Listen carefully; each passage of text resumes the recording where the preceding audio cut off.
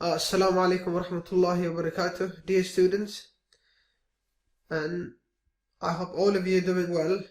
So this is our ninth lesson.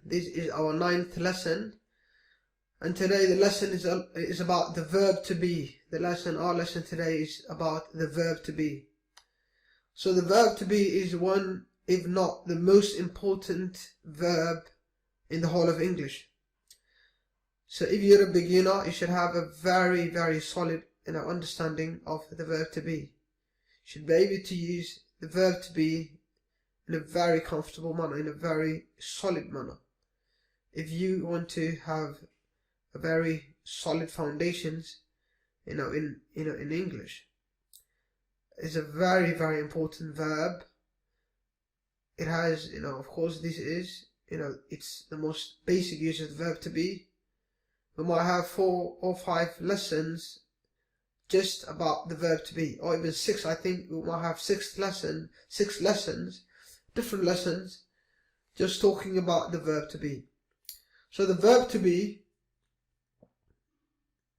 I said all of those things, all of those things about the verb to be, to make sure that all of you give it the weight that it deserves.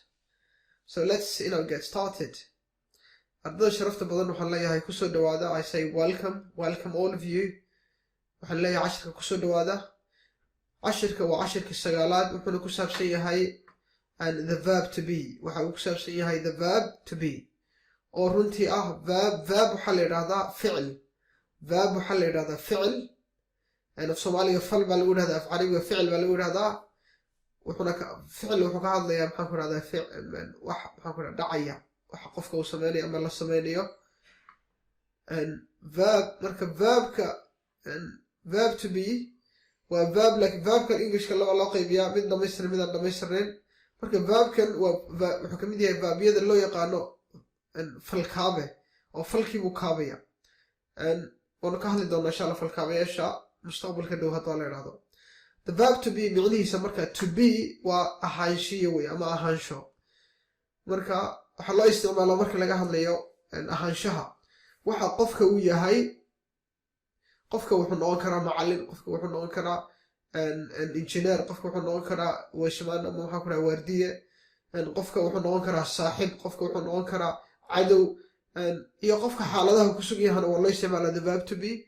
Qofka wuu xanuunsanaan karaa, waxaad oranaysaa waan xanuunsanahay, ahaybad ku jirta ahay. Marka jumlad walba ahay ku jirto waa the verb to be. Qofka wuu xanuunsanaan karaa, waan xanuunsanahay, waan murugaysnahay, waan faraxsanahay, maxaan ku dhahdaa waan cadhaysnahay. wax walba maxaan ku dhaha xaaladda qofka ku sugan yahay, ama mihnada ama xirfadda qofka uu ka shaqeeyo, oo dhan waa loo isticmaalaa verb to be. Marka waa to be. Marka to be xaalada kala duwan buu leeyahay. Maalinlawita waxaan soo dhiganay cashiraan soo marnay, waxaan malaynayaa inuu ahaa cashirka 8aad. waxaan soo dhiganay I, you, we, they, he, she, it. Marka I waxaan nidhi waa aniga, you waxaan nidhi waa adiga ama idinka, we waxaan ku nidhi we waa inaga ama anaga, they waa iyaga, he waa isaga, she waxa weeye maxaan ku dhahdaa iyada, it waxa weeye waxaa loo isticmaalaa xayawaanaha iyo waxyaabaha noolayn ama dhirta. haddaanad cashirkaas soo dhigan, casharada way isku xidhan yihiin. haska socon cashirka koowaad kasoo bilow 2, 3 ilaa aad ka soo gaadho cashirkan maantaan dhigan oo ah cashirka 9aad. marka verb to be gan wuxuu leeyahay, wuxuu qaybsamaa allahu mustacaan 3 buu qaybsamaa. waa am iyo is iyo a.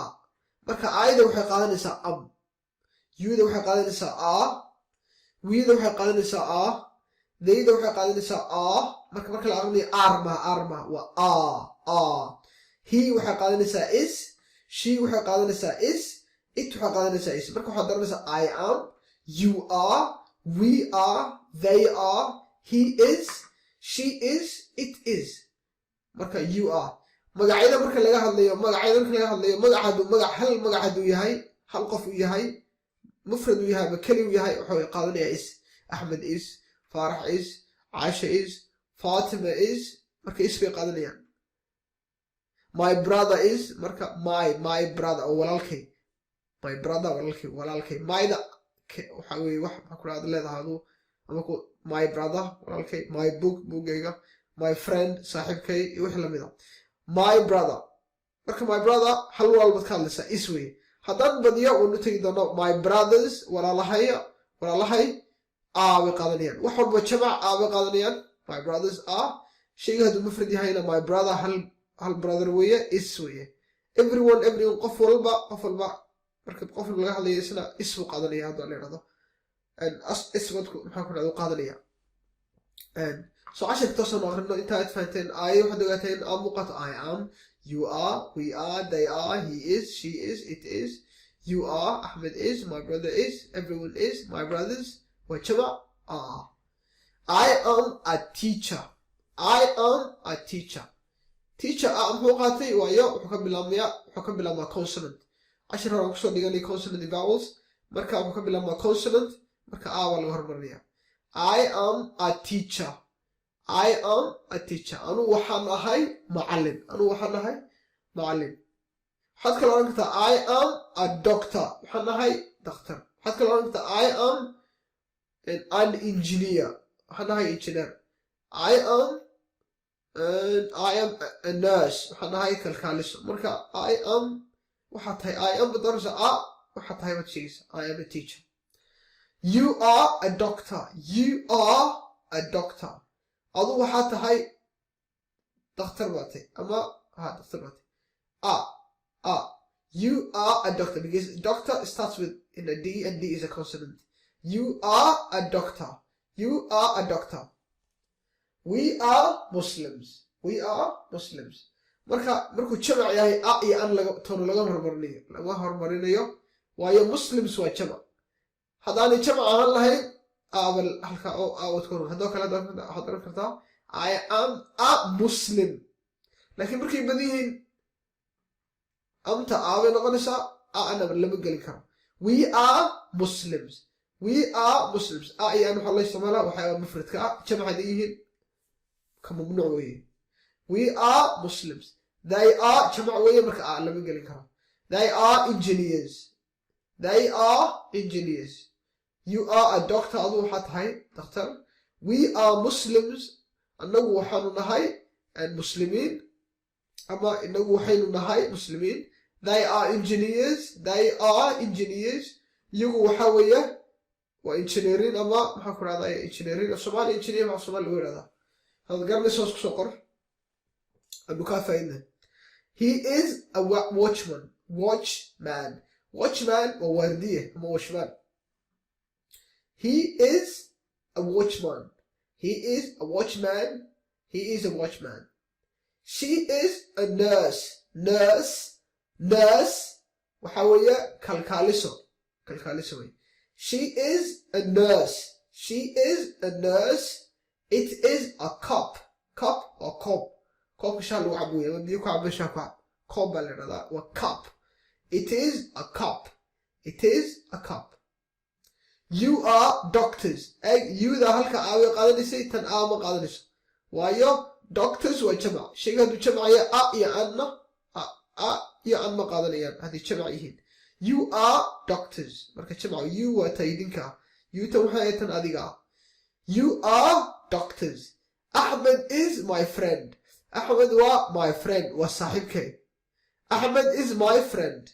hadday gabartay saaxiibaday.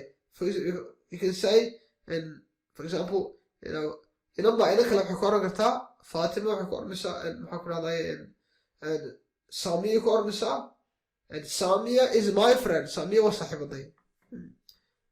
My brother is a teacher. My brother waa walaalkay is a teacher. walaalkay waa macallin. My brother is a teacher. waxaad oran kartaa my father is a teacher. My mother is a teacher. My sister is a teacher.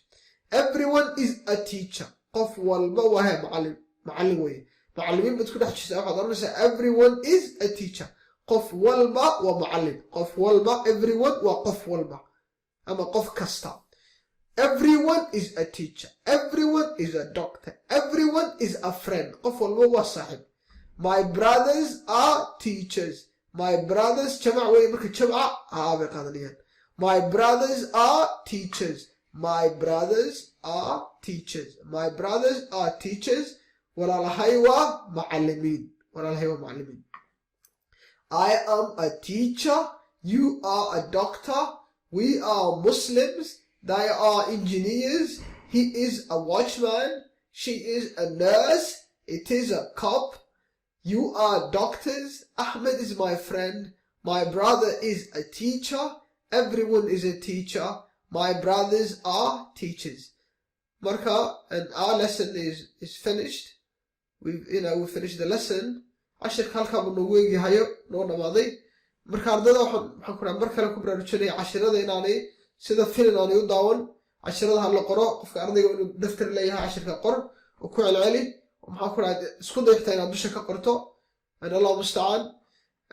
cashirka halkaa buu noogu eegyahay wixii su'aal aad qabtaan. dhanka xagga commentiga kusoo qora insha Allah cashirka. ardayga daawanaya waxaan kula talinayaa inuu ardayda kale la wadaago. waxaan ku wixii ardayga Englishka bilaabaya ama dhawaaba bilaabay hala wadaago cashirka. maxaan ku raadaya YouTube channelka subscribe saara hadda like gareeya oo ardayda maxaan ku raadaya dalanaysa la wadaaga. And our lesson is finished there, and I leave with you, assalamu alaikum wa rahmatullahi wa barakatuh. Until we meet, next time.